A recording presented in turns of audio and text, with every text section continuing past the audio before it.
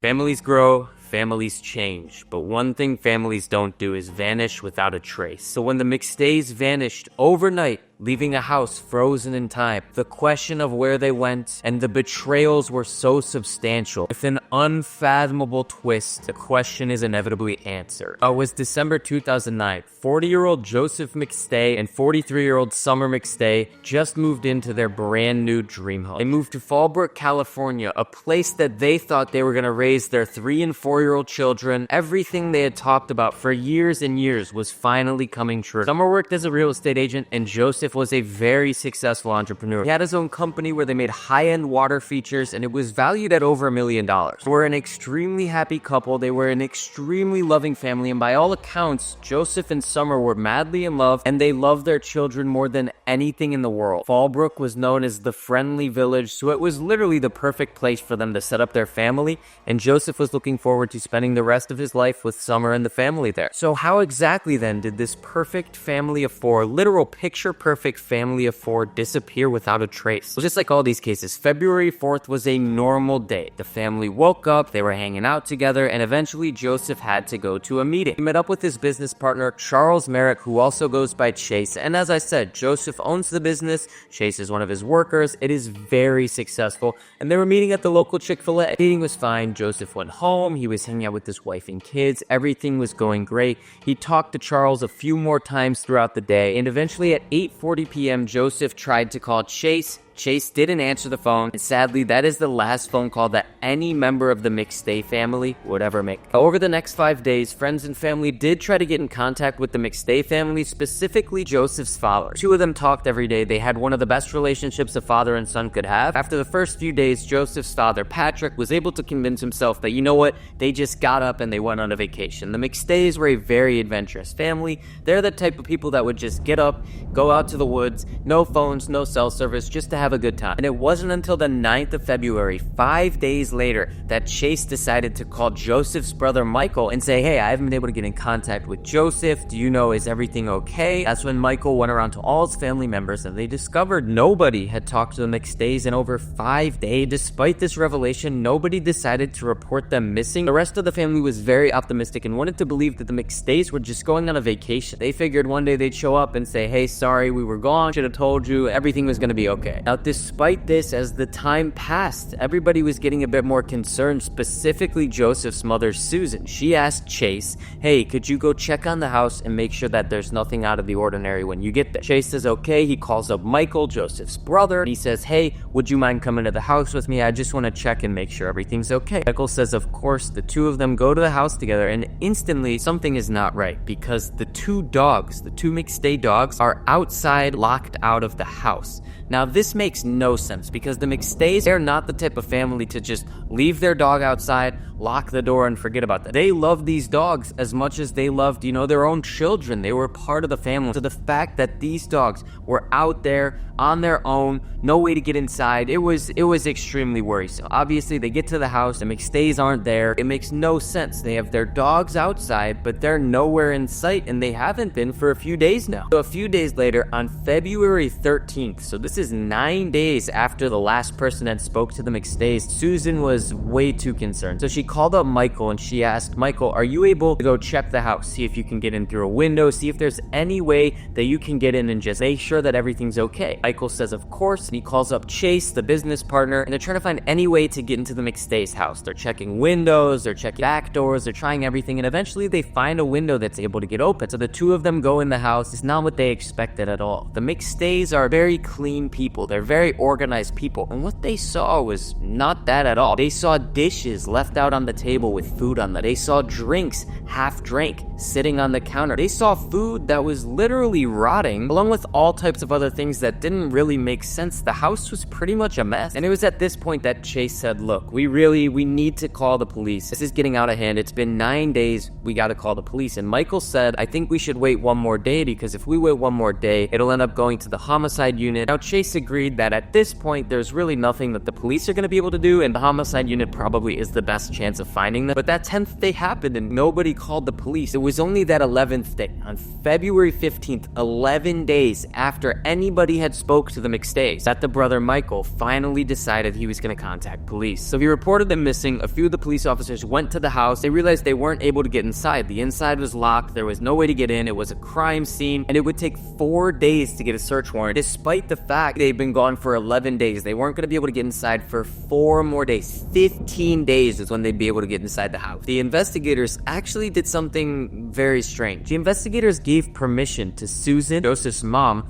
and to Joseph's brother Michael to go in the house and clean up. I think what happened was Susan was worried about all of the rotting food. I think they wanted to kind of start their own investigation due to how long this has been. So the investigators actually let them go inside, let them clean up a crime scene. His mother was throwing out the rotted food. She was trying to make sure that everything was clean so that, that little hope she was clinging onto, if they did come back, they would come back to a clean house. Michael, on the other hand, Michael did something strange. Michael went upstairs. He ended up taking Joseph's computer and an SD card, and he took these because it seemed like he wanted to get a jump on the investigation, but still, it's a little bizarre why they were able to clean up the crime scene at all. While they were still waiting for the search warrant, the investigation team actually found a security camera where the McStay household was in frame, and they saw the McStay's white SUV leaving their household at 7:47 p.m. on that February 4th. So it's the first sort of real evidence for the case, but it doesn't lead them anywhere. The only thing it does is it raises a lot more questions. Why would they be leaving the house at 8 p.m. with their 3 and 4-year-old children? They were normally putting their kids to bed much earlier, especially when you consider the fact that the dogs were left outside too. None of it made sense. They wouldn't just leave the house with the dogs outside this late. And so finally, the police got the search warrant after that 4-day period, and on February 19th, they were able to go inside the house, and they found no foul play. They found nothing wrong. It looked like a completely normal household, and it was actually cleaned because they let the family go in and clean it. Their next step was to set out a report for the family SUV, and it wasn't long before they got word that the car had been towed and impounded from a shopping mall very close to the Mexican border. Now, as soon as they found the car near the border, the police said, well, they've just fled to Mexico. And this raised all sorts of questions. What could they be fleeing from? How could they possibly just get up and leave? And Susan, she was very outspoken. She said, no way he was fleeing. He had nobody to flee from. He had literally no enemies, and it wouldn't make sense for him to want to just up and start a new life in Mexico. It was so weird because soon after finding the car and finding that it was in Mexico, they ended up getting hold of the computer, and there were all these Google searches about how to get to Mexico, what type of identification do I need to get across the border, and it seemed like for weeks, the family had actually been planning on going to Mexico. Due to all this evidence, the investigators really believe that, the family got up, led to Mexico. They must have been hiding something. Despite that, they did want to make sure that they took all the necessary precautions,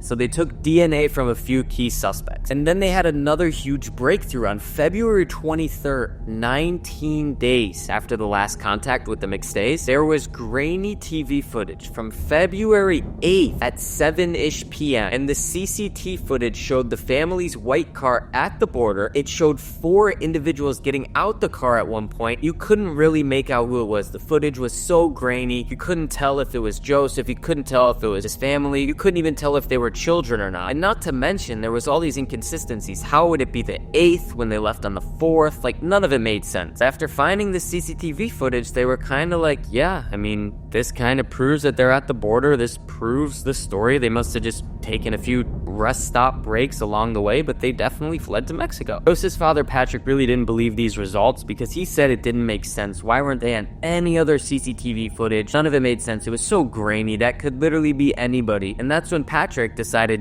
these investigators have kind of given up on the case, and he called a good friend of his, Tim Miller, who was a friend from Texas who actually started a non-profit search and rescue organization. So Tim and a journalist went to the McStay household along with their team, and they found a house in pretty much perfect condition, just like the police. And by April, it had ultimately been given to the FBI because cases like this, cases with no evidence, no body, no real leads, go to the FBI when they get cold. So all of these theories started popping out. People were saying Joseph was leading a second life with somebody in Mexico and he wanted to go live with her. Nobody really knew what was happening. All these theories were floating around, and then something finally came up. Family disappeared in 2009, and then on November 11th, 2013, at 9:59 a.m., call came into 911 from a motorcyclist who found what they believed was a human skull in the Mojave Desert. The sheriff's department immediately went out to the site where they found 2 shallow graves containing the bodies of 2 adults and 2 children. But perhaps the most terrifying part of all was that there was also a sledgehammer with them. Now, the body remains were decomposed, so they had to use dental evidence, and it did come back as all 4 of those bodies were members of the McStay family, and it is believed that the murder weapon was that sledgehammer. But once the victims were identified, it was handed over to the San Bernardino Sheriff's Office because they had jurisdiction. Honestly, luckily, it was in the middle of the desert. This desert, nobody really traveled, nobody really drove through, so there were actually still the tire tracks were preserved. So there was all this new evidence. We have probably the murder weapon, the sledgehammer, the bodies, and these brand new tire tracks. But the San Bernardino Sheriff's Office decided that they wanted to start basically from scratch. They wanted to start with that SUV, and in the SUV, they actually found DNA evidence from Chase, the business partner. Chase was one of the suspects that the police initially took DNA evidence from. They found nothing of it. And then it came out that Chase was very knowledgeable about this specific desert because when he was a kid, he was there a lot, and his sister actually lived really close to the site. Some more compelling evidence came forward from Chase. His phone, he made phone calls near the location of the bodies around the time that they probably died. And then it came forward that the tire tracks from the car that drove out there matched the tires on Chase's car. Then some even more bad stuff popped out. It turned out that Chase was in big time financial trouble. There were some reports that he owed $20,000, some reports that he owed $100,000, but he was in big time debt, and he wasn't just in debt to Joseph, he actually was in casino debt. Chase had developed a crazy gambling addiction, causing him to lose hundreds of thousands of dollars. Now, Joseph really was a great boss, and every time that customer would charge back or they were not happy with the product that they got, Joseph would just eat that cost. He would never charged Chase. But it turned out what really happened at that Chick-fil-A is Joseph and Chase got into a huge fight. Joseph was claiming that Chase ultimately installed a water fountain. Chase was saying that never happened, and Joseph said, look, you've been messing up too much. I'm gonna have to charge you for this one. So ultimately, on November 5th of 2014, Chase was charged with 4 counts of first-degree murder. Joseph's father, Patrick, actually recalled the story where Joseph said, I might have to cut ties with Chase. He's been too inconsistent. He's been doing too bad of a job installing these fountains. I don't want to have to cut him, but I think I'm going to have to cut him off from the business. And it turned out that Joseph said not only was he going to fire Chase, but he was also going to report him for embezzlement because he was embezzling money. He was doing all types of illegal stuff with these casinos. And so Chase, in a fit of rage, allegedly went to the McStay household, killed all 4 of them, likely with that sledgehammer, went back to clean up the bodies, and because nobody reported it to the police, he had all of this time to clean up. After he killed them and cleaned it up, he ended up going back to the house, driving their white SUV all the way to the border, driving it all the way to that desert, and burying them in a place that he was very familiar with. So in the end, the jury was convinced of Chase's guilt, as he was the only real suspect. He got sentenced to life in prison, and he also was handed the death penalty. It's important to note that Michael did take that computer. He did take that SD card. We're not too sure what he did with those, but then it came out that those searches of Mexico were coming from a few weeks before. And me personally, that makes me think that somehow Michael is involved. I think he grabbed the computer, fabricated those searches to try to brush this off as they went away, and eventually, obviously, they were found dead in Mexico. So I think that there is a little bit more to this story that's just totally speculative. Let me know what you guys think in the comments below. Was this Chase? Was there more to the story? Make sure to smack that like button with your forehead, hit that subscribe button with your elbow, drop some suggestions for any other cases you guys want to see. Thanks for watching. Subscribe. Keeks out.